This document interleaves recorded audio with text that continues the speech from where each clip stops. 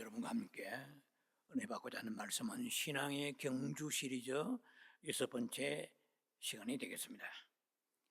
말씀의 제목은 어떻게 무거운 것을 벗어버릴 수 있는가.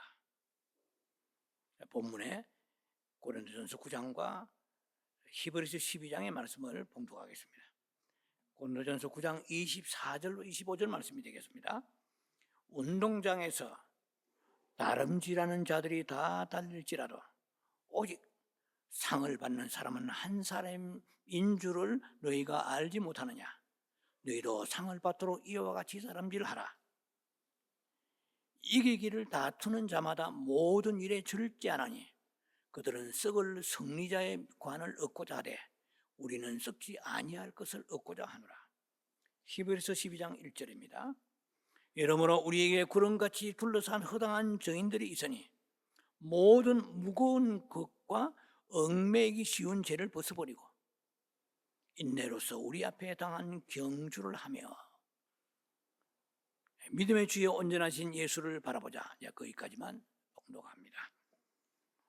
자, 신앙의 경주에서 승리하지 못하는 것은 크게 이 성경 본문대로 두 가지 이유 때문입니다. 죄와 무거운 것을 벗어보지 못하기 때문이라고 성경은 그렇게 말씀하십니다. 지난 시간에 시리즈 5번째 시간에 왜 신앙에 실패하는가, 그 죄에 대해서 심각하게 다루었습니다. 그 죄를 이기는 방법에 대해서 말씀을 나눴습니다. 오늘은 약간 다른 각도에서 주제는, 오늘 설교의 전체 주제는 무거운 것을 벗어버리라입니다만은 두 가지의 테마를 성경에서 말씀하시기 때문에 죄의 무거운 것과 그리고 죄가 아닌 무거운 것들, 오늘은 죄가 아닌데 무거운 것들을 다룰 것인데 죄에 대해서도 좀 언급을 하고 들어가겠습니다. 왜 신앙에 우리가 경주에 승리하지 못하고 무거운 것을 벗어버리지 못하는가? 첫 번째 단락에 보면은 죄의 낙을 버리지 못하기 때문에 그렇다. 죄의 낙, 즐거움에서 자유하지 못하기 때문에 그렇다는 것입니다. 굉장히 그 죄의 속성에 중요한 것을 건드리는 것입니다. 죄에는 낙이 있다는 것이죠. 그렇게만 해도 우리가 굉장히 어떤 인식이 새롭게 전환될 것입니다. 죄를 그냥 왜 술술 짓는가? 죄의 즐거움이 있다는 것이죠. 히브리서 11장 25절에 이미 지난 주간에도 설교할 때 본문을 소개했습니다만 그 모세의 신앙이 소개되는데, 모세는 그 잠시 죄악의 낙을 누리는 것보다 더 좋아했는데 뭘 더 좋아했느냐? 이게 굉장히 중요한 거예요. 우리가 왜 죄를 지느냐 하면은 그 죄보다도 즐거운 것이 없기 때문에 지는 거예요. 이해가 됩니까? 우리가 즐거움이, 죄 말고 즐거움이 가득하다면 죄를 짓지 않아요. 근데 그 즐거움은 예수 안에 있지 예수밖에 있지 않아요. 그러니까 세상 사람들은 눈만 뜨면 범죄하는 거예요. 생각에서, 마음에서, 행동에서, 입에서, 말에서 전부 범죄예요. 범죄 덩어리로 살아가는 것입니다. 근데 이 말씀을 깊이 묵상해 보면은 모세는 죄악의 낙을 누리는 것보다 rather than 했거든요. rather than to enjoy, 죄악의 낙을 누리기보다 더 즐거워한다. The fleeting pleasure, 그 pleasure of sin, 죄악의 낙을 누리는 것보다도 더 즐거운 것이 모세에게 두 가지가 있었어요. 뭐가 있었냐면은 하나님의 백성과 함께 고난받는 게 더 즐거워. 그러니까 고난받는 게 더 즐거운데 죄악을 누릴 시간이 없어요. 시간이보다 그게 관심이 없어, 흥미가 없어요. 그래서 우리가 깊이 영성을 하고 깊이 기도하는 사람들은 죄를 지을 시간이 없어요. 그래서 죄악의 낙을 누리는 것보다도 고난받는 걸 좋아했고, 또 한 가지는 성경 그대로 히브리 11장 26절에 그리스도를 위하여 받는 수모를, 그러니까 예수 믿기 때문에 받는 수모가 있어요. 이 많은 손실들, 억울함들, 이 수모를 사랑한 거야. 애굽의 보화보다도 큰 재물로 이기 때문에 말이야. 우리는 보화가 더 눈이 번쩍 뜨고 관심이 있잖아요. 돈 많이 벌고 여유가 있으면, 통장에 밸런스가 충분하면 배부르고 여유가 있고 평안, 그건 가짜 평안입니다. 예. 그건 성경에서 얘기하는 그런 세속적인 평안은 평안 가치가 없는 거예요. 그런데 이 모세의 이 구절, 두 구절에서 연구를 해보면 모세가 왜 죄를 지으려고 하지 않고 죄악의 낙을 누리지 않았냐면은 죄보다도 더 큰 즐거움이 있는 거야. 근데 그 즐거움이 뭐냐면은 백성과 고난받는 것이고, 또 하나는 예수님 때문에 받는 수모. 아니, 신앙생활 많이 기도 많이 하는데도 물질이 어려워요. 다 성경 보고 막 그냥 성교하고 믿음으로 사는 데도 보니까 여러 가지 막 그냥 가정의 문제도 있고 질병도 있고 어려운 거예요. 예수를 위해 받는 수모거든요. 예수 믿으면 잘 풀려야 되는데 아니에요. 그거는 분영신학적이고 기복적인 것이지. 예수 믿고 고난받는 사람이 성경에 수두룩하잖아요.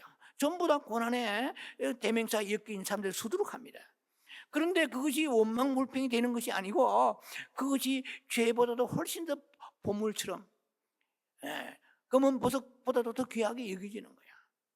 그런데 그 즐거움이 높은 차원의 즐거움입니다. 그야말로 뭐 한량없는 높은 차원의 그 영성을 가지고 있었다고 볼 수 있는 거죠. 그러니까 뭐 죄 이런 거는 뭐 관심도 없고 시시한 거예요. 근데 우리는 제가 애굽에 보아보다 더 즐거운 거예요. 우리는 그리스도 받는 그 고난이 수모가 우리는 너무 힘겨우니까 내가 차라리 죄가 되더라도 넓은 길로 가겠습니다 하는 것이 우리들의 일상생활의 모습인 것이 패턴인 것입니다. 그래서 우리가 꼭 생각해야 될 것이, 아하, 죄는 그 안에 뭔가 즐거움이 있구나, 거기에 낙이 있다는 거예요. 말하자면은 안에는 쥐약인데 밖에는 그 초콜릿을 꿀을 발라 놓은 거와 마찬가지예요. 과자에 달달하잖아요. 그 안에 뭐가 있는 거 상관이 없는 거예요. 우선 먹기 꽃감이라고, 우선 타니까. 쥐약의 특성이 그런 거예요. 나중에는 어찌 될지 모르지만 지금은 당장 달아요. 지금은 죄악이라는 특성은 즐길 만한 어떤 요소가 있는 거야. 즐거움이 있는 거예요, 죄악 안에는. 그래서 우리가 죄 속에 쾌락이 있다는 거예요. 알게 모르게 은근히 즐기는 거예요, 우리가. 정말 죄 지는 게 괴롭다면은 그 죄악의 낙을 우리가 배척할 텐데, 나도 모르게 알면서 즐기는 요소가 있다는 거예요. 그래서 모든 죄가 다 즐거운 거 아니지만은 그 죄의 목록을 보면 다 그 속에 은연중에 즐거움이 들어 있습니다. 사람의 육체는요, 죄를 범하는 걸 좋아합니다. 유스트가 되어 있어요. 길들여져 있습니다. 길들여지는 정도가 아니고 시편에 51편 5절에 보면은 다윗이 그렇게 고백하죠. 내가 죄악 중에 출생했다고 그랬어요. 죄악 중에 출생했고 어머니의 태중에서 이미 태중에서 내가 죄 가운데서, 어머니의 죄 가운데서 내가 잉태했다고 그랬어요. 그래, 어머니가 죄 가운데 다 죄 속에 있잖아요. 다윗의 어머니만 죄 가운데 있었겠어요? 이 세상의 모든 어머니는 죄 가운데 있어. 뭐 예수 믿고 언제 해결됐어요? 자범죄가 있잖아요. 죄 가운데서 출생했으니까 그야말로 죄의 씨앗이 툭 떨어진 거예요. 다윗은 그걸 몰랐어요. 왜? 은사가 임하고 기름 부심이 임하고, 그러니까 뭐 그야말로 수금만 쳐도 그 사울의 악신이 떠나가고 뭐 능력이 대단한 거죠. 그럼 자기가 이렇게 우리아의 바세바를 범하는 음란이 있는 줄 꿈에도 그런 상상도 안 한 거예요. 그러나 우리 속에 여러분이나 저나 다윗이나 마찬가지예요. 그건 누구랄 것 없이 우리는 죄라는 것을 가지고 잉태하고 심플 네이처, 이 죄성을 가지고 우리가 태어납니다. 그러니까 건드리면 죄가 튀어나오는 거예요. 기도시는 죄를 범하지 말라고 그랬잖아요. 기도시고 말씀 묵상하지 아니하고 이렇게 하나님의 뜻대로 살지 않으면은요, 건드리면 죄가 튀어나옵니다. 그래서 뭐 마이클 비클도 문제가 아닌 거예요. 그건 누구도 맞아요. 다윗도 마찬가지고. 이러한 깊은 영성이 있다고 하는 분들도 한순간 그 마음이 방심하고 여유가 있고, 그러니까 지붕이 올라가니까 그 다음에 하나님보다도 그 세상의 육신의 것이 더 자기를 압도하는 거예요. 그런데 외부에 보는 것이 문제가 아니라 내 안에 죄성이 있으니까 이 두 개가 합류되어 가지고 정폭되어서 죄를 짓는 데는 단시간에 죄를 짓는 거예요. 갈등도 없이 죄를 짓는 거예요. 그래서 제가 지난 시간에 그렇게 강조했습니다. 우리의 하나님은 죄를 멸하지 아니하시고, 죄는 계시록 20장 10절까지 가야 그 죄가 멸하진다고 그랬잖아요. 그 말은 뭐냐? 죄의 대명사가 사탄이란 말이에요. 그러니까 사탄이 그 무지경에 들어가는 그 시간까지도 죄는 그 홀드됐을 뿐이에요. 그리고 마귀가 이제 불과 유황에 들어갔을 때 이 우주의 죄는 끝나는 거예요. 마귀가 죄의 하신이거든요. 그러니까 뭐 천년왕국에 입구도 안 들어갔잖아요. 지금 7년 환란도 안 됐잖아요. 그러니까 우리는 죄 가운데 눌리고 살아갑니다. 우리는 죄성이 있는데 죄의 몸도 멸하지 아니하시고 죄도 멸하지 아니하시고 십자가에서 옛사람은 우리를 멸하였다. 이거는 이제 오늘 안 합니다. 지난 시간에 너무 강조를 했기 때문에요. 그래서 우리가 죄를 이기는 법이 우리가 용트림을 하고 죄와 싸우겠다고 이를 깨물고 악물고 안 됩니다. 택도 없습니다. 어떻게 이 마귀는 죄는 왕노릇 하는데 우리가 백성도 안 되는 쫄대기 같은 사람들이 이 영적인 전쟁에서 마귀를 우리가 무슨 힘을 이깁니까? 예. 그러니까 마귀를 우리가 이길 힘이 없는 우리들이 그냥 마귀와 싸우라 그렇게 교훈적으로 설교 듣고 그 생각한다고 되는 게 아니에요. 그때는 잠깐이 몰라도 또 다음날 넘어져 버립니다. 그러니까 옛사람이 십자가에 못 박혔던 이 부분에 깊이 묵상하고 집중하면서 로기 제스타 이걸 제가 강조를 많이 했잖아요. 오케이, 이제 넘어갑니다. 이 첫 번째 단락은 사실은 안 다루려고 했는데 그래도 연결상 첫 번째 단락을 좀 깔아야 되겠다 생각해서 좀 다른 각도에서 접근을 해볼까 해서 이게 말씀을 하는데, 죄에는 낙이 있다는 이것을 우리가 좀 포커스를 두고 얘기하는 것입니다. 죄의 즐거움이 있다는 거죠. 이제 그걸 거의 은근히 즐기지 말라는 거죠. 예, 그래서 죄보다도 더 나은 것이 있으니 그것은 예수 그리스도잖아요. 예, 그런데 예수 그리스도 안에 뭔가 뭐 행복만 있는 게 아니라 고난도 있단 말이에요. 예, 뭐 여러분 고린도후서 1장에 같은 데 보면은 너희를 믿게 하시면 너희에게 은혜 주신 것은 예수를 믿을 뿐만 아니라 고난도 받게 하려 하시면 이렇게 됐거든요. 우리는요, 어떤 그 정제되지 않고 연단의 불 속에 들어가지 않으면 정화되지 될 수가 없습니다. 인간의 존재가. 예, 죄로 뭉쳐져 있기 때문에 방금 말씀처럼 태어날 때 이미 죄 가지고 태어났잖아요. 죄의 씨앗을 가지고 태어났으니까 그냥 자연적으로 발화가 되고 거기서 열매 맺고 나무가지가 순이 막 뭐야만 그 우미 트는 거죠. 예, 순이 태어난 것입니다. 자, 그렇게 죄 우리는 법 아래 있습니다. 로마 7장 23절에 보면은 내 지체 속에, 지체는 뭡니까? 아니 목사님 예수 믿는데 마귀가 우리 안에 역사합니까? 천만의 말씀이에요. 로마 7장 23절에 사도 바울이 고백합니다.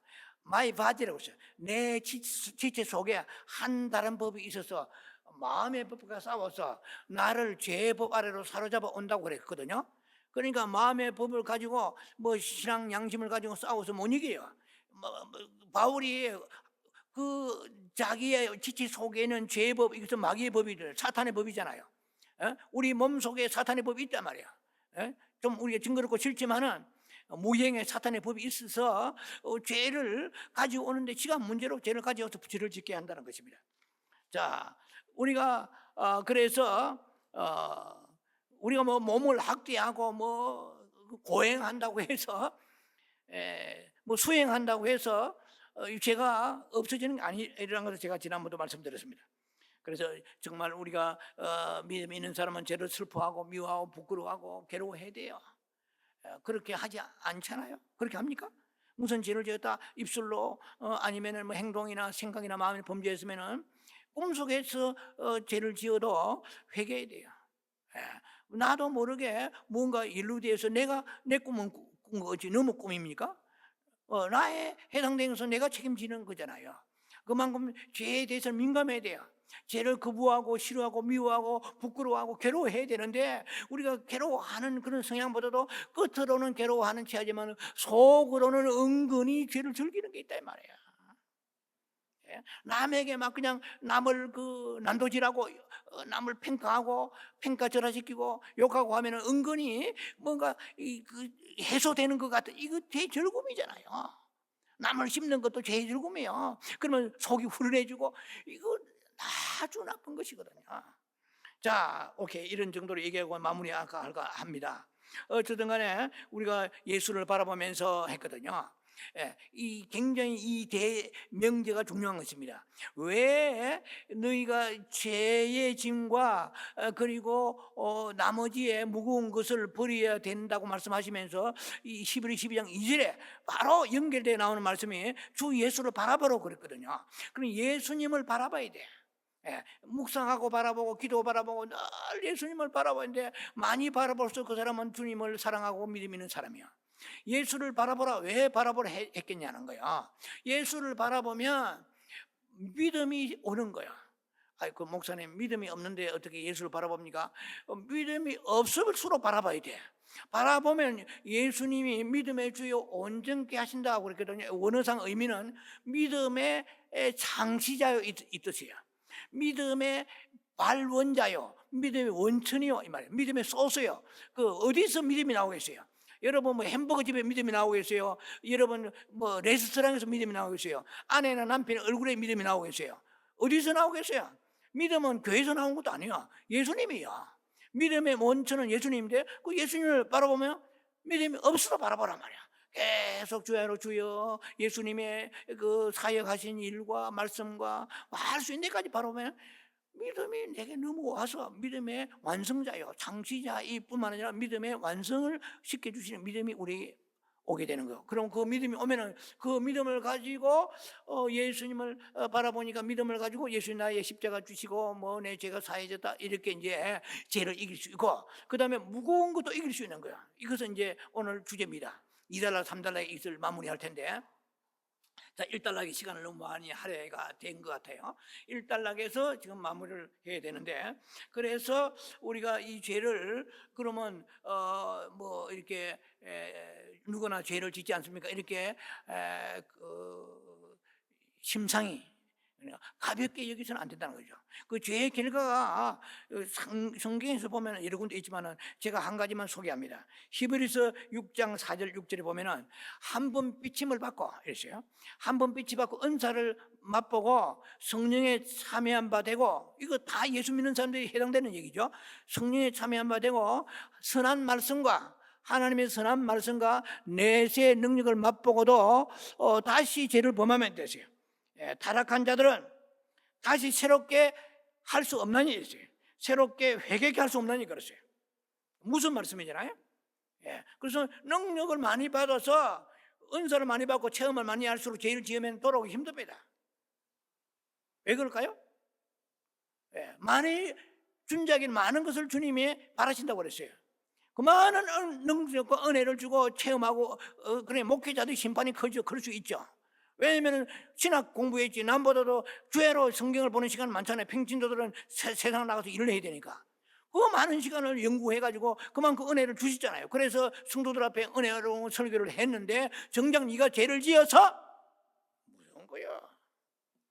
우리 그래서요 뭐 은혜를 끼치고 뭐 유명하고 사람들에게 야 대단하다 이 중요한 게 아니에요. 그만큼 좁은 길로 가야 되는 책임이 막중에 있다는 것입니다.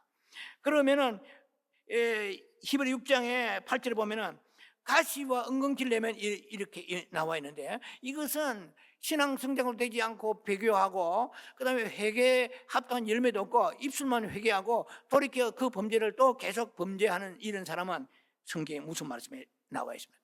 버림당하고 그러세요.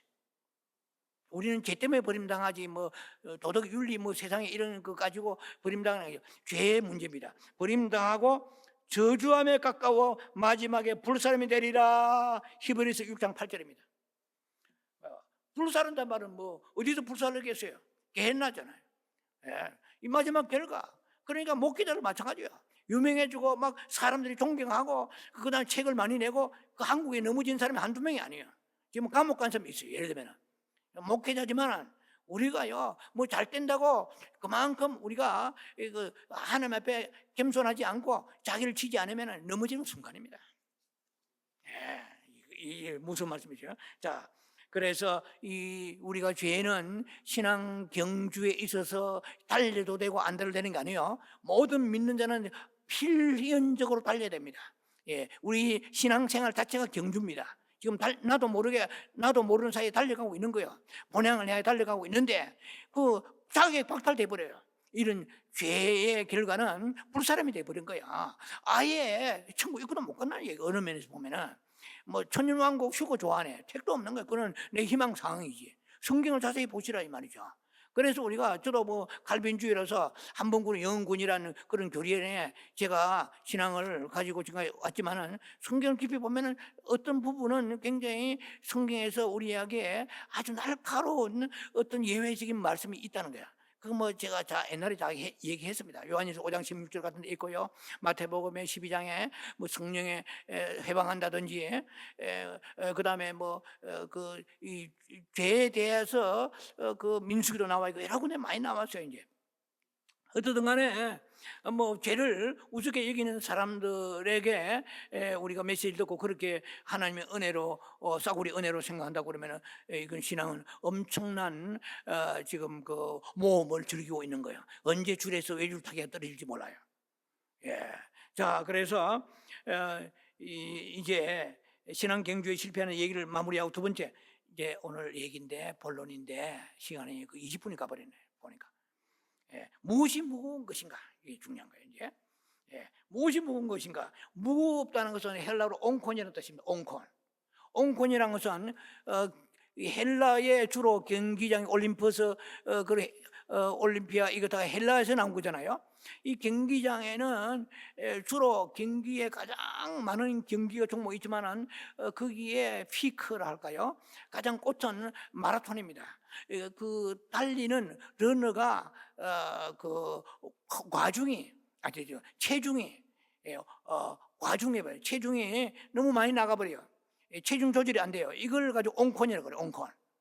그러니까 신앙의 경주에 우리가 옹콘이 되면 어떤 얘기냐면은 저 목사님과 저 성도님, 장로, 권사님은 죄는 없는데 모든 게 완벽해 보지만 하나님 보시기에 무거운 것을 짊어지고 가면 그 사람은 경주의 승리자가 될 수 없습니다. 할렐루야. 오늘 우리 중요한 얘기요. 죄는 어느 정도 우리가 가름이 되지만 무거운 것은 잘 몰라요. 자기가 지금 무거운 것을 지고 가는지 안 지고 가는지. 왜 경주자가 무거운 거 지고 가면 이거는 실패잖아요. 이미 패일한 겁니다. 자, 그래서 죄란 것은 무거운 것이라는 것은 일종의 짐이죠. 그 바리새인들에게 무거운 것은 율법의 짐이요. 우리가 거듭난 우리들에게 무거운 짐은 하나님의 계명이요 하나님의 뜻이잖아요. 또 그다음에 무거운 것이면 근심 염려거리도 무거운 것이고 무거운 것이 너무 많아요. 그다음에 나쁜 습관이 있잖아요. 나쁜 습관이 한두 가지입니까? 이런 나쁜 술, 담배라도 이런 거 다 나쁜 습관이잖아요. 이거 짐이에요, 이것도. 뭐 술 한 모금 했다, 담배 한 대 피웠다, 지옥 갑니까?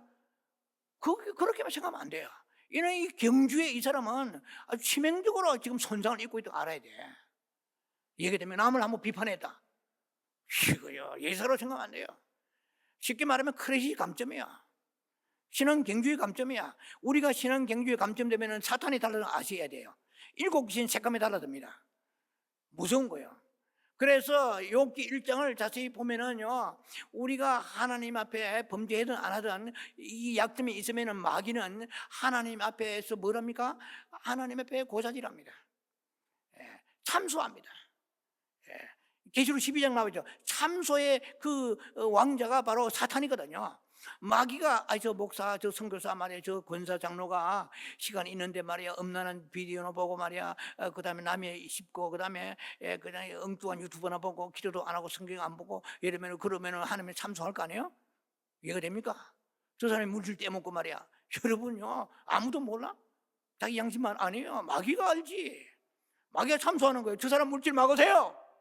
안 됩니다. 공의하신 하나님이에요. 이해가 됩니까? 그래서 빌립보 같은 보면은 하나님의 향기로운 제물이요. 빌립보 교인들에게 말이야, 너희들 쓸 것이 풍성하리야.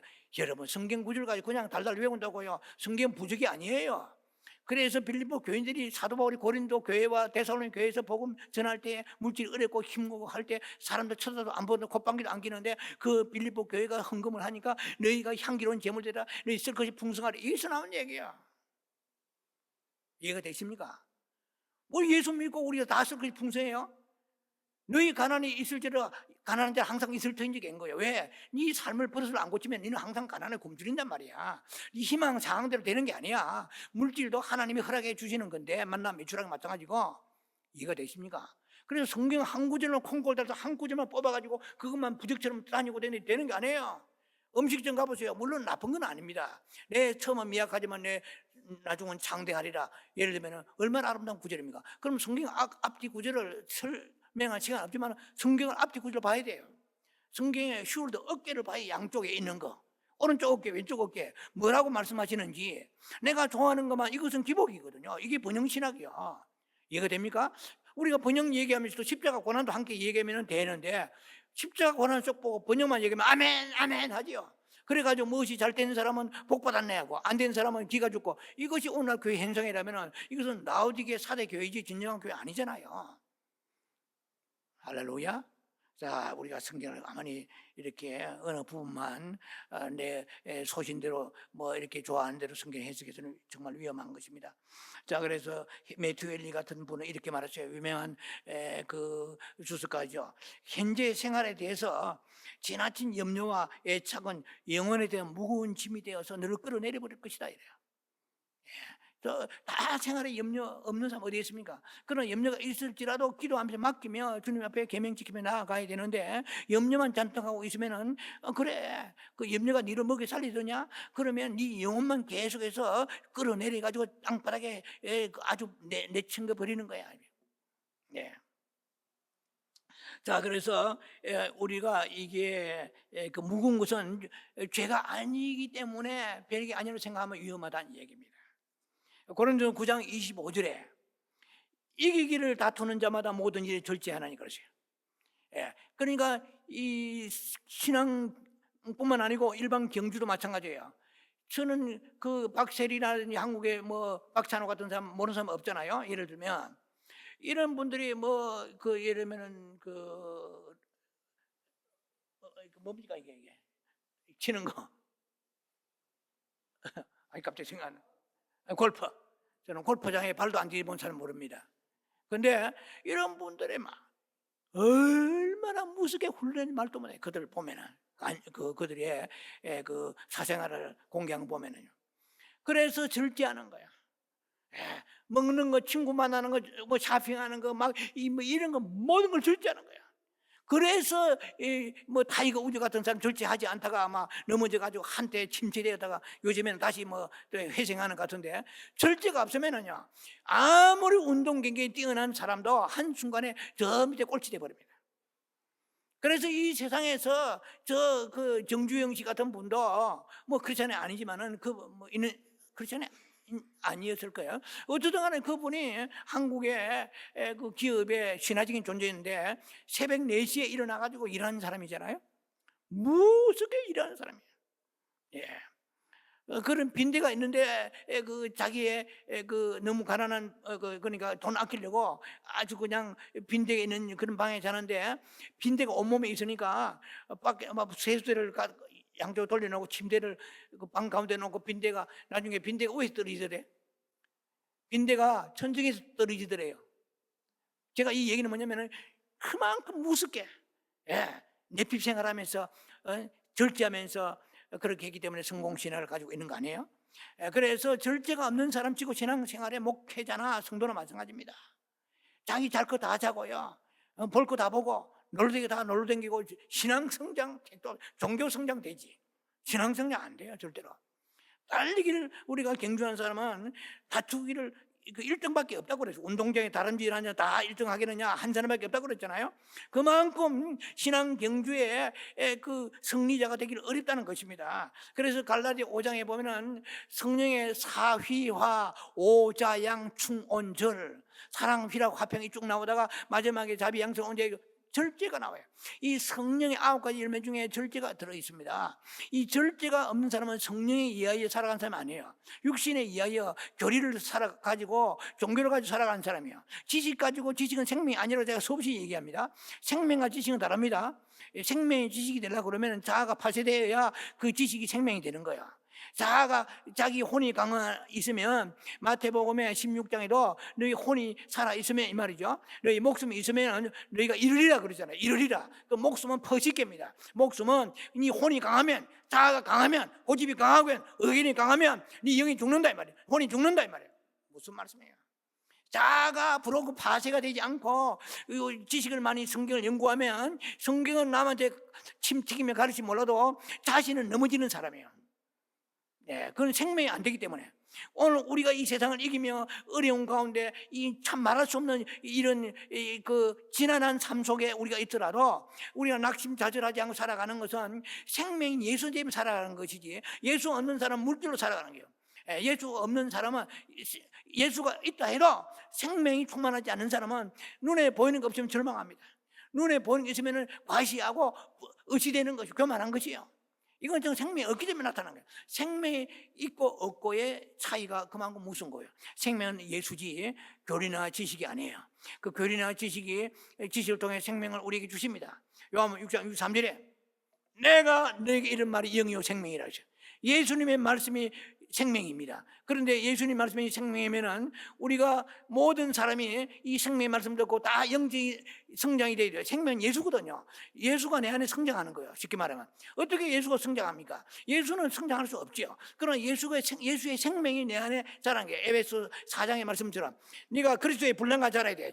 쭉 자라가지고 예수님 영성이 뭡니까? 예수님이 생각하고 가시는 그 길을 가는 거예요. 예수님이 희생한 그 길을 희생하고 예수님이 용서한 건 용서하지. 그게 안 돼.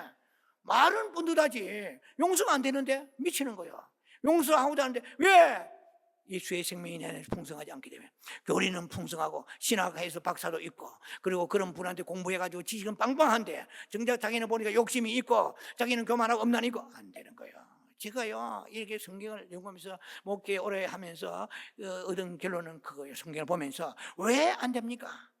왜 안 됩니까? 저의 설교를 듣는 사람 한두 명이 아니에요 지금까지. 그러나 그들이 안 되는 부분을 많이 봤다는 얘기가 왜 안 됩니까? 그러니까 지식을 요구하는 거예요. 예수를 원해야 되는데 예수의 생명이 원해야 돼요. 그럼 예수를 어떻게 원합니까? 내 자아가 브로큰 돼야 돼요. 자아가 파쇄가 돼야 돼요. 자아가 죽어야 그 통배같이 자아가 막고 있기 때문에 예수의 생명의 말씀이 들어오지 않냐고 혼으로 지식으로 들어가 버린 거예요. 그래 이 시대에 지식이 가득한 시대입니다. 생명이 가득하지 않고 혼을 가득한 시대. 혼증 교회가 많아요. 설교도 몇 건 해요. 근데 그들이 개인적인 사생활 보면 안 변하는 거예요. 이해가 됩니까? 이거는 제가 탄식할 것이 아니고 우리 주님이 탄식하십니다. 저 자신도요 이런 말씀 앞에 제가 자유한 사람은 아니에요. 저도 정말 주님 앞에 나와서 예수의 생명을 사모하지 않고는요 지식이 자기인 줄 알고 믿음인 줄 알고 천만의 말씀 그래가지고 장로 임직시키고 권사 임직시켜가지고 참 안 돼요. 저도 뭐 많은 실패를 했으면은 정말 주님이 우리에게 요구하시는 것은 예수의 생명이에요.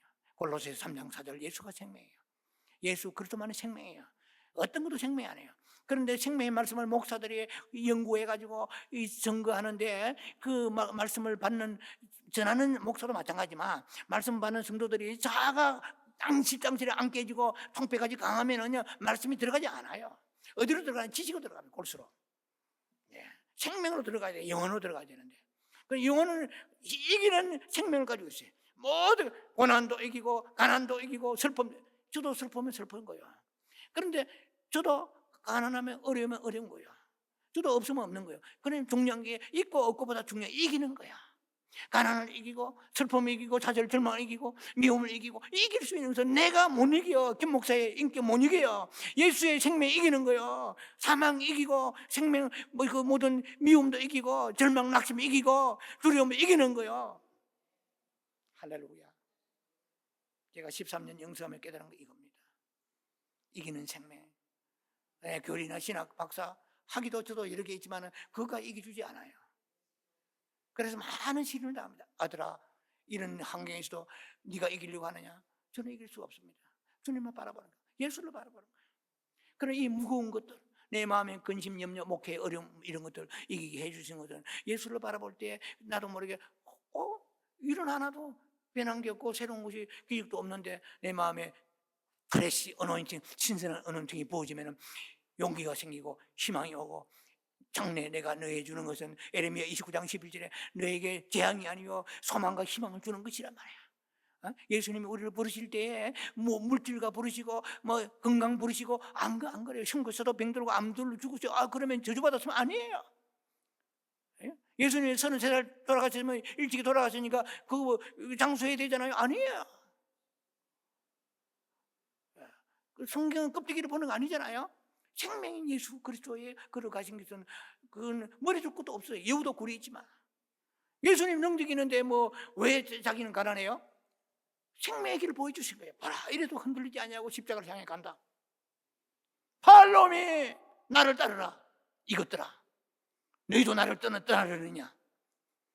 너희가 지금 떡 먹고 뱅 고치니까 나를 따르느냐? 주님이 이렇게 말씀하십니다. 오늘날 교회가 그렇게 되면 이는 라오디게 사도교회 타락한 교회입니다. 자, 제가 원고에 없는 얘기들은 이런 얘기 솔직히. 그러니까 시간이 가버리는데 항상 발을 동동 부르는 마음으로 메시지를 전가하면 사람들이 너무 짧으면 좋아하니까 이 시대에 다 내일 맞추면서 목회를 하지 않았어요 지금까지. 하지만 어느 정도 가만을 안 할 수는 또 없는 거지. 너무 무시해버리면 일방적으로 가버리면 안 되니까요. 자, 어떻게 해서요 우리가 이렇게 빨리 달리지 못하는 것은 우리에게 무거운 것이에요. 내가 근심, 염려, 걱정 이런 거, 그 다음에 나쁜 습관 같은 거 이런 거 다 무거운 것들이잖아요. 이런 것이 있으면 신앙 경주에 빨리 달릴 수 없고 그리고 승리자가 될 수가 없고 우리가 멸류관 쓸 수 없습니다. 우리가 죄를 안 짓고 산다고 해서 방심하지 말아야 됩니다. 비록 죄는 아닐지라도 무거운 것이 너무 많아요. 옷 한 벌, 차 한 대, 옷 한 벌, 밥 한 끼라도, 담배 한 깨삐, 술 한 잔이라도 무거운 것이 될 수 있어요. 예를 들면 내가 소화가 안 되는데 내가 그것을 능히 자유화할 수 없는데 내가 가지고 믿음의 용량보다 좋은 차를 타면 안 돼요. 그러면 그 우상돼 버려요. 항상 차에 스크래치 안 갔나, 금이 안 갔나, 무슨 차가 우리지 않았나 이건 우상이 돼 버려요. 나도 모르게. 그것은 내가 신앙 경주에 걸림돌 되는 거예요. 여러분 이 세상에 누가 제일 자유한지 아세요? 거지들이에요. 이럴 것도 없어요. 폐물도 걱정 안 해요. 홈리스 보는 그게 행복하다는 얘기는 아닙니다. 예를 들면은 그리고 우리는 심령이 가난 마카를 소위 푸토고이 토프니마토스. 우리가 심령이 가난해 복이 있는 애죠. 그래서 다 내려놓고 예수만 바라봐야 되는데 예를 들면 홈리스나 거지가 예수만 바라보는 그런 거지가 있다면 행복하겠지. 그런데 그것이 자기가 게으르고 무능하고 뭐 여러 가지 붙잡혀가 그렇다고 하면 안 되지. 제가 얘기하는 것은 무슨 뜻이 이해가 되십니까? 그렇게 우리가 자유하는 삶을 살아야 되는데 그것이 내게 부담이 되면 그것이 뭐냐면 너는 행복할지 몰라도 너는 신앙 경주에서 너는 지금 실패자야 이 말이에요. 여러분 옷을 한번 입었습니다. 어떤 목사님이 유명한 강해서를 주석을 썼는데 사람들이 한번 읽어보라 한 거예요. 이걸 내가 주석을 썼는데 강해서를 썼는데 칭찬한 거예요. 사람들이 이거 출판하면 히트치겠습니다. 목사님 아주 유명해지고요 많은 사람에게 영향을 주겠습니다. 그런데 이분이 기도하면서 하나님께서 네가 유명해지면 나와 깊은 관계가 흐트러지지 않겠느냐. 그래가지고 그 책을 출판을 포기해버렸다. 그 책 많이 내는 사람 인기가 있잖아요. 안 내는 사람은 주님이 아시는 분들이 있을 거예요. 제가 볼 때 그런 마음에서 내가 주님과의 교제와 주님을 사랑하는데 주님을 헌신하는데 그것이 걸림돌이 되면 아버지는 버리겠습니다. 옷을 한 벌 누가 주었다. 그런데 그 옷을 입어보니까 너무나 모든 것이 막 귀티가 나고 좋은 거야. 그런데 기도가 안 돼요. 잘. 왜? 그 옷에 너무 신경 쓰니까. 이것은 무거운 것입니다. 이해가 됩니까? 그리고 뷔페 집에 갔다. 그러면 기도하면서 뷔페 먹어야 되는데 들어가는 순간 기도는 그때부터는 빠이빠이 하고 뷔페만 뒤집어 잡수 제낀다. 이것은 뷔페 집에 가지 말아야 돼. 갈 자격이 없는 거야. 모든 게 마찬가지야.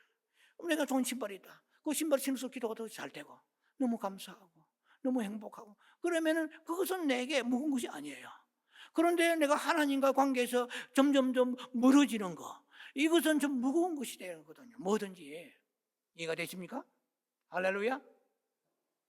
자, 그래서 우리는 무거운 것에서 이것이 해방되고 자유에 어떻게 이제 마지막 결론인데 이것이 빨리 마무리될지 모르겠는데요.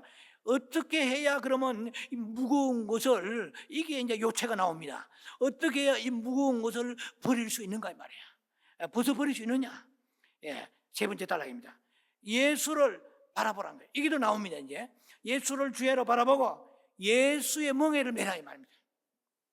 예, 이건 굉장히 나름대로 묵상하면서, 이게 제가 절대적인 설교는 아니지만은 제 역량에서는 이게 굉장히 중요하다고 성경에서 발췌하고 발견한 것인데요.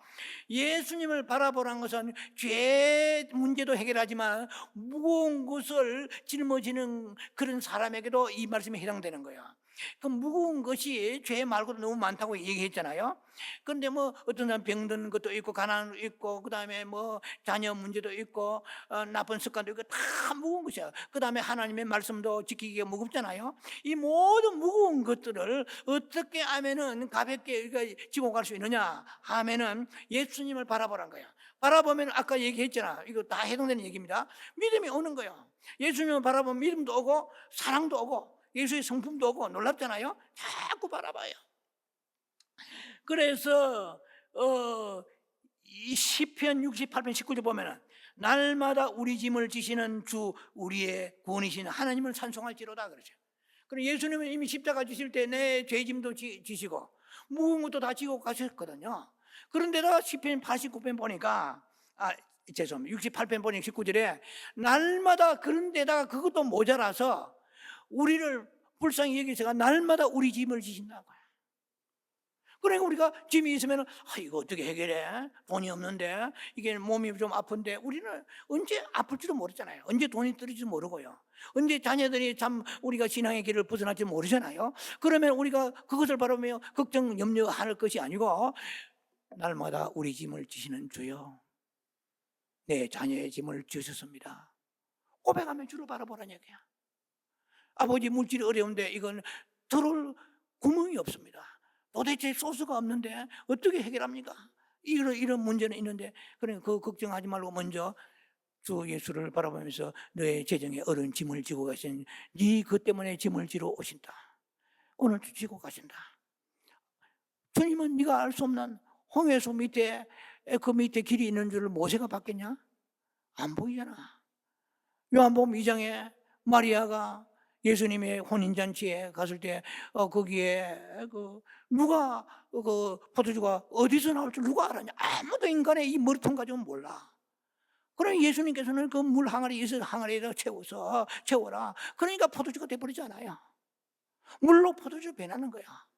물질에 대한 새로운 변환 전환을, 화학적 전환을 시키는 놀라우신 주님이십니다. 그리고 우리의 머리통 가지고는 알 수 없는 하나님의 길이 있는데, 그건 뭐냐면 네 짐을 지러 오셨다. 네가 아무리 꼽아봐도 들을 돈이 없어요. 아무리 생각해도 이 병에 나을 길이 없어요. 어디서도 죽는다고 그래요.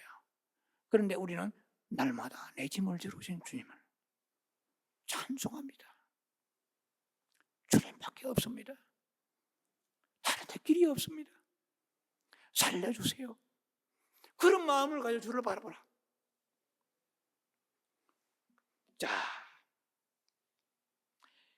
마태복음 11장 28절에 30절에 아주 잘 알고 있는 말씀이 나옵니다. 수고하고 무거운 짐 지나 내게 오라. 내가 너희를 쉬게 하리라. 나는 마음이 온유하고 겸손하니 내게로 와서 내 멍에를 메라. 그러면 너희가 힘을 얻으리라. 내 멍에는 쉽고 내 짐은 가벼우니라. 내 멍에는 쉽고 For my yoke is easy, but my burden is light. 내 멍에는 쉽고 내 짐은 가벼웁니다. 자, 이것은 무거워 수고한 짐이라고 그랬잖아요. 지금 오늘 우리 얘기하는 짐과 같은 짐이잖아요. 그 바리새인들한테는 그 율법이겠죠. 그런데 우리에게 짐은 그 바리새인과 또 다른 짐들이 많잖아요. 하나님의 뜻대로 살아야 되는 뿐만 아니라 근심, 걱정, 염려, 거리가 너무 많잖아요. 나쁜 습관도 짐이잖아. 아까 얘기했지만 이런 짐을 예수님은 지식에도 말씀해요. 수고하고 무거운 짐진 자다 다 내게로. 이 말은 뭐냐? 그 짐을 내게로 가져오라. 그러면 사랑하는 내 아들 내 딸아 그 짐이 내 짐이 되리라. 참 중요한 얘기입니다. 네가 이 짐을 지고 갈 수가 없다. 한번 생각해봐라. 이제 미셸이 나이가 2살인데 미셸이 100파운드를 지고 갈 수 있냐? 니도 못 지는 것을 미셸이 100파운드를 어떻게 지고 가냐. 지고 갈 수 있는 것도 좀 못 지고 가는 게 더 많다. 그런데 사랑하는 내 아들 딸아, 네가 지고 갈 수 있는 힘도 없는데 왜 혼자 지고 가면서 짜부러져 가지고 낑낑대면서 그 죽을 고생하느냐. 수고하고 무거운 짐진 자들아, 어떤 짐이든 좋다. 죄 짐도 좋고 율법의 짐도 좋고 네가 지고 있다는 세상 모든 짐을 내게 가져와서 예수님이 말씀하시기를 이 짐은 내한테 부담이 되어서 못 지겠다 하는 짐이 없다 이 말이에요. 할렐루야. 이분이 우리 주님이세요. 우리의 십자가 위에서 죽으신 주님이세요. 팔을 벌리고 주님 말씀하십니다. 이 김목사 팔 벌리면 뭐 하겠어요? 예수님이 팔 벌리고 수고하고 무거운 짐진 자 다 내게로 오라. 내가 너희를 쉬게 하리라. 해결의 줄을 하시지 않고 성경은 그 말이 있지 않고 쉬게 하리라 그런 거야. 네가 짐을 혹시 지더라도 안 진 것처럼 되리라. 지나 만하다. 새뜻처럼 가벼우리라. 짐은 남아 있는데 그 짐이 무겁지 않으리라 이 말이에요. 예를 들면은 송맹이는 그 사람은 송맹이 시인하잖아요. 그 사람은 뭡니까? 몸의 지체의 부자이잖아요. 그런데 그분은 찬송시를 쓰면서 긍건 사람보다 더 행복하게 살아가는 거예요. 근데 그 예수님은 그 사람의 몸에 불구를 가져가지 않으시고 불구는 그대로 두신 거야. 근데 그 짐이 가벼워진 거야. 어떤 사람은 송맹이보다 100배 건강하면서 무거운 짐을 지고 사면 있잖아요. 그게 행복해요? 짐이라고 다 불행한 거 아니잖아요. 예수님이 그 짐을 가져가시면 마음의 짐은 있는데 마음이 자유한 거야. 안식이 있어 평안히 행복해. 부자가 다 행복해요? 가난해도 너무 작은 것이 행복하고 감사한 거예요. 부자는 그 가져도 행복이 없는 거예요. 감사가 없는 거예요. 가지고 있는 게 행복이 아니잖아요. 크고 작은 게 행복이 아니잖아요. 내 마음에 안식이 있어야 되는 거예요. 내 마음에 누릴 수 있는 은혜가 임해야 되는 거예요. 그래서 참 놀라운 메시지잖아. 이거 모르는 사람이 아무도 없어. 수고 무거운 일 다 내게로 내가 너희를 해결하리라 하지 않고 너희 마음의 힘을 얻으리라고 그랬거든요. 쉬게 하리라. 너는 멍에를 메고 내 멍에를 메고 내게 배우라고 그랬겠죠. Take my yoke upon you. Take my yoke upon you. 내 멍에를 메고 learn from me. 내게 와서 배우라 이 말이야. 무슨 말이냐면은 예수님한테 배우라 멍에 지는 법을. 그 멍에는 뭡니까? 멍에는 소가 멍에를 매면은 두 소가 한 마리 매는 게 두 소가 멍에 하나 매는데 이 멍에는 쉽게 말하면 목에다가 거는 거니까 이것은 뭐 고통스럽잖아요. 멍에 매는 소가 벗어나고 싶지 않겠어요? 그런 멍의 의미는 그런 데 있어요. 그러니까 무거운 거예요. 그건 결박되는 거예요. 그래서 우리가 너희가 멍에를 메고 있다. 지금 수고 묵은 짐이라는 말은 바꿔 말하면 멍에거든요. 네가 물질의 멍에, 가난의 멍에, 남편과 아내를 통해서 자녀를 통해 멍에가 있다. 그 멍에는 무겁잖아요. 그러니까 멍에예요. 짐이야 말이야. 멍에는 요크거든요. 그 짐은 니한테는 무겁지만 그 멍에는 내한테 너무 쉽다. My yoke is easy. 내 그 멍에를 내한테만 가져와라. 그러면은 니는 감당이 안 되면 짜버리져 죽을 지경이지만은 낑낑대지만은 그 멍에를 내게 넘기라. 나는 전능자고 창조자고 내게 무거운 멍에는 없다 이 말이야. 그러니까 멍에를 왜 혼자 지느냐? 멍에를 내게 가오라. 그러면서 뭐라고 말씀하자면은 Learn from me. 내게 와서 배우라. 뭘 배워요? 예수님이 그 멍에를 지신 모습을 배우라는 거야. 아버지 하나님이 십자가를 주실 때 이제는 옮겨 주옵소서 할 만하거든. 그러나 아버지도 순종했잖아요. 순종하는 그것을 니는 배워봐라 말이야. 니도.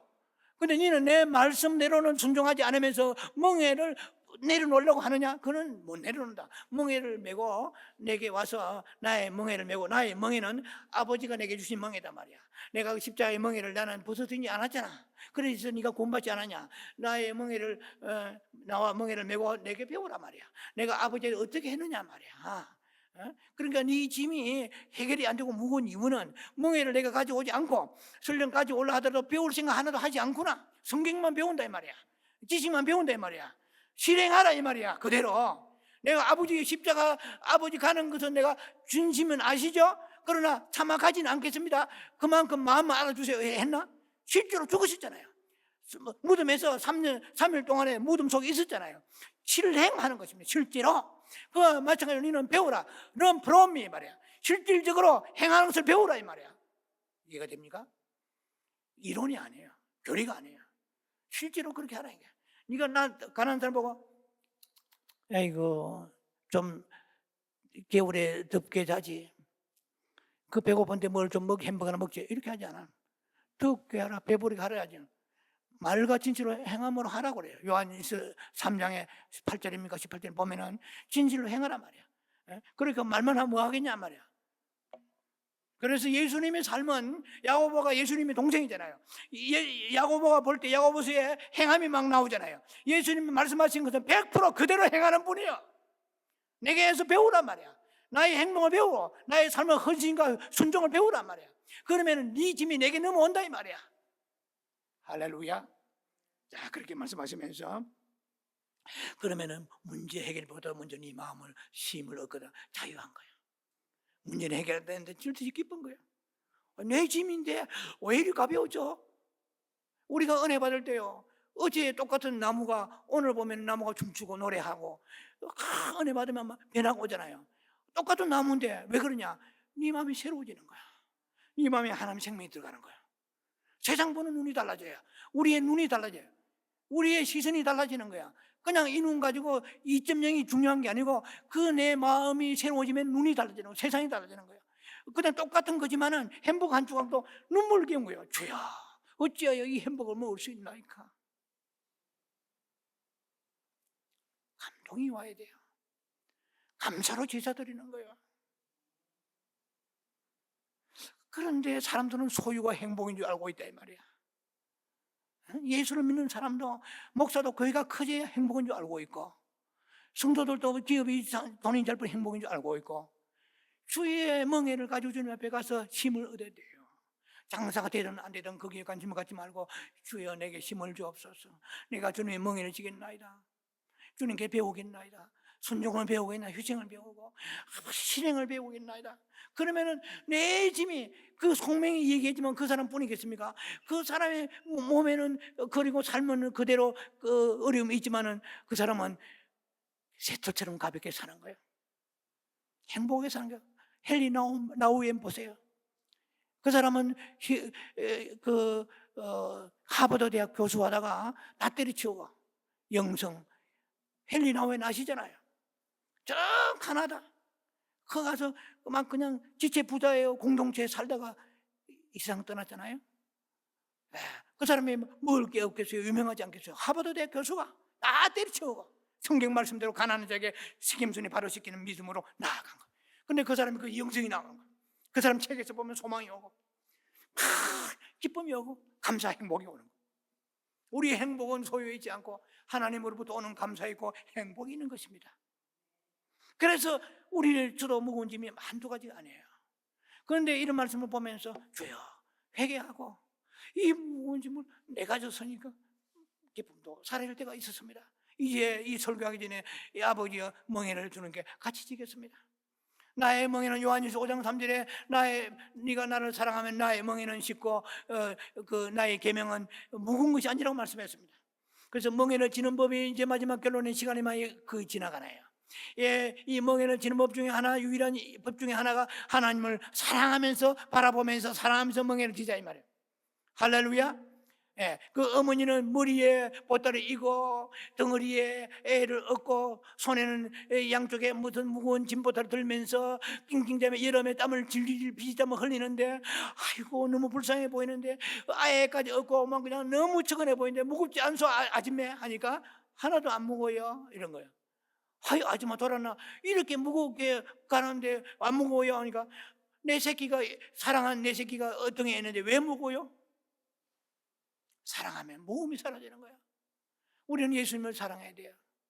여러분 예수님을 사랑합니까? 예수님을 그 사랑이 그냥 생기는 게 아니에요. 예수님은 우리를 사랑하실 때 unconditional love예요. 예수님은 조건 없이 우리 사랑하셨어요. 로마서 5장의 6절 8절 보면은 예수는 우리가 죄인 되었을 때, 원수 되었을 때 사랑을 확정하신 거예요. unconditional love예요. 우리 조건 보고 김 목사나 여러분 조건 보고 부르시십니까? 택도 없어요. 행편없고 이 세상에 예수 안 믿는 사람보다 더 더러운 것이 많을지라도, 아주 못된 습관이 성품이 있을지라도 예수님은 조건 없이 부르신 거예요. 그러나 우리는 주님을 가지고 우리가 주님을 놓고 조건 없이 사랑할 수가 있습니까? 없습니까? 없어요. 이해가 됩니까? 왜냐? 요한 1서에 말씀하십니다. 4장 19절에 우리가 사랑하면 그가 먼저 우리를 사랑하셨습니다. 그가 우리 먼저 사랑했기 때문에 우리가 사랑하는 겁니다. 이는 예수님의 그 조건은 사랑에 비하면 낮은 사랑이에요. 그러나 주님은 이렇게 우리에게 말씀하십니다. 내가 너를 사랑했으므로 너도 나를 사랑할 차례가 아니냐. 사랑 내 딸아, 내 아들아. 이제는 네가 나를 좀 사랑해 주면 안 되겠냐? 내가 먼저 너를 사랑했는데 이제는 너의 사랑을 내가 기다리고 있노라. 그래서 우리가 예수님을 사랑하려고 그러면은 사랑합니까? 하면은 이게 만명 앉혀놓고 사랑합니까? 다 아멘이에요. 침도 안 마르고. 이거는 거짓말이에요. 예. 왜냐면 예수님을 사랑한 사람은요, 요한일서 4장 19절 20절 보면은요, 너희가 눈에 보이지 않는 형제를 사랑하지 않고 보이는 그 하나님을 눈에 보이는 형제를 사랑하지 않고 보이지 않는 어떻게 하나님을 사랑하겠느냐? 이것은 거짓말이라고 그랬어요. 이 거짓말한 자는 계시록 21장 8절에 불과 유언에 들어간다고 그랬어요. 무슨 말씀입니다? 예, 입에 침도 안 마르고 주님을 사랑한다고 하는 거짓말하는 사람 되지 말라고 그래요. 예, 그래서 우리가 예수님을 사랑하면은 형제 사랑이라. 제가 이 설교 준비하면서 생각했어요. 주의 사랑이 어떻게 완성됩니까? 딱 제가 한 말씀 오늘 아침 새벽에 말씀드렸어요. 형제 사랑이 주의 사랑의 완성이니라. 다시 말씀드리겠습니다. 하나님의 사랑의 완성이 무엇입니까? 제가 기도하고 물으니까 주님께서 말씀하죠. 형제 사랑이 사랑의 완성이라. 너무 감사해요. 너무 부끄러운 또 말씀이죠. 우리 형제 사랑하지 않잖아요. 이웃과 형제를 사랑할 때 때로는 껍데기 보고 외모 보고 조건 보고 사랑, 우리는 그렇게 하잖아요. 그러나 우리가 주님을 사랑하는 사람은 형제를 사랑합니다. 형제를 사랑해야 하나님의 사랑이 완성되는 거예요. 그러면 그 사랑이 있어야 계명을 주님 뭉에를 지고 갈 힘이 오게 되는 것입니다. 예수를 바라보고 예수를 사랑하여서 무거운 짐을 주님께 옮겨드리는, 그래서 깃털처럼 새털처럼 가볍게 소망 가운데 살아가는 여러분 되기를 주의 이름으로 축원합니다. 기름 자비하신 아버지 은혜를 감사합니다. 무거운 짐이 우리에게 많습니다. 내가 아버지의 지고 갈 수 없는 게 너무 많습니다. 사랑하는 유튜브 성도들에게도 아버지의 무거운 짐이 많습니다. 그 짐을 지고 가고 낑낑대며 슬퍼하고 절망하고 낙심하지 말고 우리가 주님의 멍에를 지면서 주님을 사랑하여 주님을 바라보며 이 멍에가 주님과 함께 지면서 내 짐은 가벼워지는 역사 있게 주시옵소서. 예수 이름으로 감사 축복 기도합니다. 아멘.